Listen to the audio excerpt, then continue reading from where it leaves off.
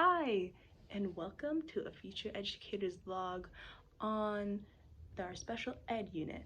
And today I'm going to be covering the topic of autism, or ASD, which is Autism Spectrum Disorder, which is a neurological disorder and it can impact many things, but I'll dive deep into that later. First, I just wanted to say all of my information comes from personal experiences and other personal experiences because I've interviewed and have connections with these people, and also the research that I got from the CDC and the APA, which is the American Psychiatric Association, and the National Institute of Mental Health, which is NIMH. So let's get right into it. So spectrum, really interesting. A spectrum.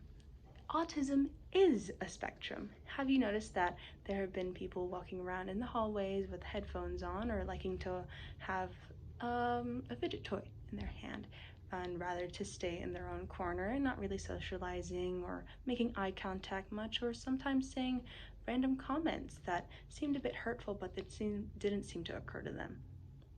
Those are some symptoms of autism. That is the symptoms that a lot of people with autism tend to have. But there are some people who are capable of holding eye contact, some people who don't have to have the fidget toys or the headphones and can stay in a generalized classroom. It is a spectrum. No two people with autism are alike. No one with autism is exactly on the spectrum as another.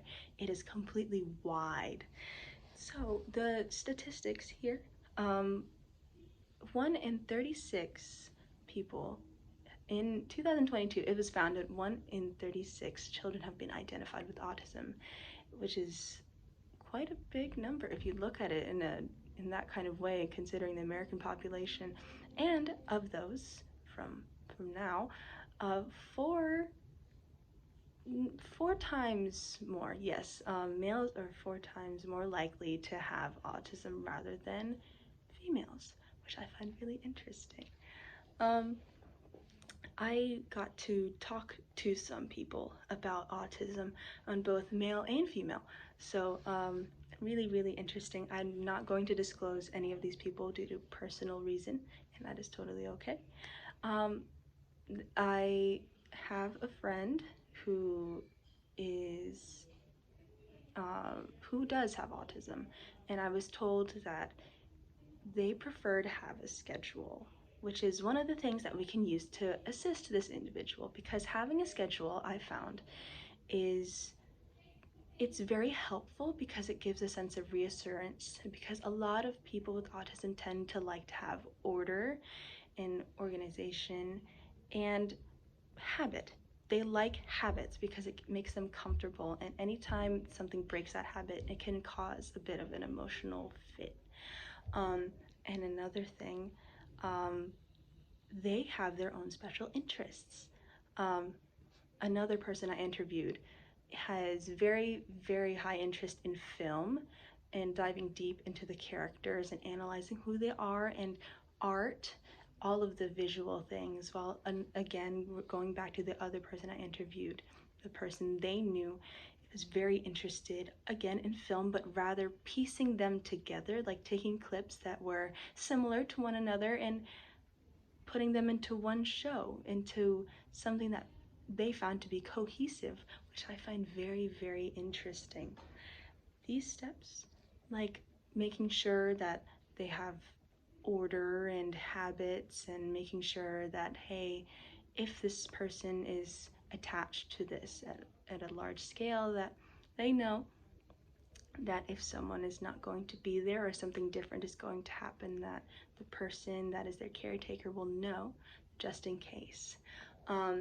These people can also have therapy, both physical, just in case they don't have the more fine motor skills, or have therapy for mental or emotional help. I also know that these people, if they like to, we call it stim, using like fidget toys or saying words by, it's called echolalia, it helps them think. It helps them think if they move a little bit or anything like that. And just to be really understanding, if Again, no two people are the same. You just have to know what is being asked, you know? And I personally learned a long time ago, and now it is really just being aware, to be aware of it all and to know what everyone needs, because again, I cannot stress this enough. No people on the spectrum are the same. So just be aware of the signs, be aware of the symptoms, and anything that you can do to help. Always ask. Always ask if there's a way to accommodate to what they think is fit. If they decide not to speak, just respect it. If they decide to have their headphones in, respect it. That's what I learned. And I've learned, especially as a future educator, to be aware of these children, because it's a new batch every year. I don't know who is who has what they've been through, but I will learn by being attentive, and also to be aware that some of these things might not even be seen, because some of the symptoms align with really young childhood behavior. So just being aware that some of these things might not be visible to the eye because they're so high functioning, but just being aware and being aware of the signs and being very, very understanding is something I really would like to push on you guys and myself. Well, that was a lot. This has been a Future Educator's Vlog on our special ed unit on the topic of autism. Hope to see you soon. Bye.